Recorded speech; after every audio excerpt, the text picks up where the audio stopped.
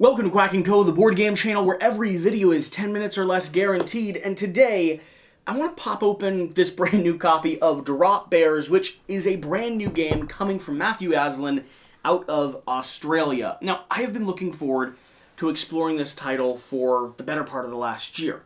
I keep asking when he's going to send it to me, and we finally have a copy in hand. Now, the interesting thing here is, if you're not familiar with what drop bears are, they're terrifying creatures that live in the plains of Australia and drop on unsuspecting people or tourists. If you ever see Australians wearing large brimmed hats, it's because as long as the drop bears can't see into your face, they won't actually drop on top of your head. There's actually been 3 deaths this last year and a ton of maims happening with these foul creatures just landing and ripping apart their victims. It's quite horrible. The Australian bush is a dangerous place at night, and if spiders and snakes weren't enough, another horror is on the loose. Drop bears infest the dark. Hideous, koala-like beasts dropping from the gum trees, eager to consume human flesh. This is where the game drops you in. An experienced group of campers venture into the night. Your objective, survive until dawn. Survive the terrifying drop bears, cooperative, play, race against time in your attempt to survive, collect uniquely Australian gear, explore the unforgiving Aussie bush, and there's a solo mode included. This will be coming to crowdfunding platforms one day soon, but I just thought I'd have fun popping it open, taking a closer look at what the prototype looks like, and keeping you all informed in what we have arriving and what we're covering. Now, this is a prototype that we're getting, just for the record, so keep that in mind as I pull all the bits and pieces out.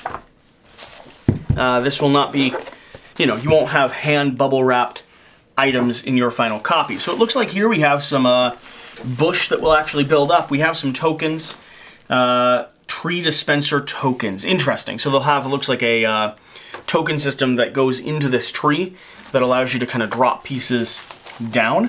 There we are. Yeah. So it's going to be a tile system. Okay. This is where the game drops you in.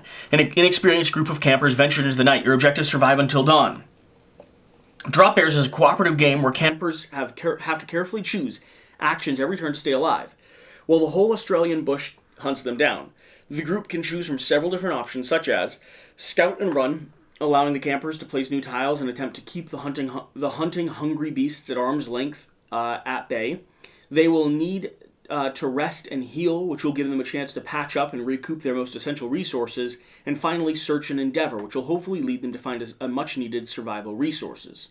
All these are tools to ensure that as many campers as possible survive until dawn. While doing so, the game drops the hideous creatures right on them, attacking them and terrorizing the campers at every turn. Even the very landscape environment will batter the poor campers. They can become severely wounded. This will surely hamper their chance to survive. Each time a camper is eaten, that player will select another camper from those available, but every death brings the drop bears closer to victory, so don't let your humans die in vain. With no weapon, campers must band together, scavenge gear, and use their wits if they hope to survive until dawn. Needless to say, I'm excited and compelled. Why am I excited about this game? Well, first off, I think it's cute.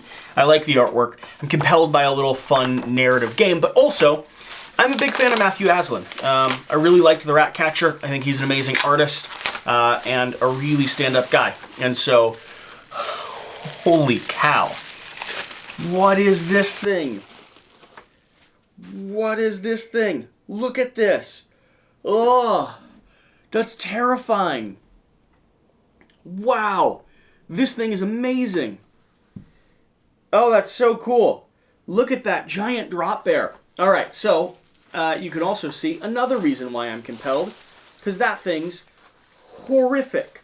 I do not know, cannot confirm if they're doing a giant flipping mini in the actual finished product, but part of me can only imagine that they are, unless he was just printing this to be fun. No, here. So there's a chance we'll be doing these smaller minis that will actually be, oh yeah, so there's a whole variety of different posed drop bear miniatures. Awesome. Okay, so we have the big daddy that I think he printed just for, giggles to send my way, but I think the actual game will include a whole range of different kind of thematic miniatures that fit in. Here we have the tiles. Now again, prototype copies, so these look nice, but these will be the woodlands that we're actually going to be exploring through. Let's take a look at some of the characters or heroes that we could play as. I see Influencer right there on the top. I do have a strong request that somehow we include a duck in here to some point. You know, I don't know why the Influencer, you know, doesn't have rubber ducks all over them or something like that, but we'll let it slide for now. Influencer, the hippie, city slicker, gray nomad, personal trainer, a student, a cook, a cheerleader, the child.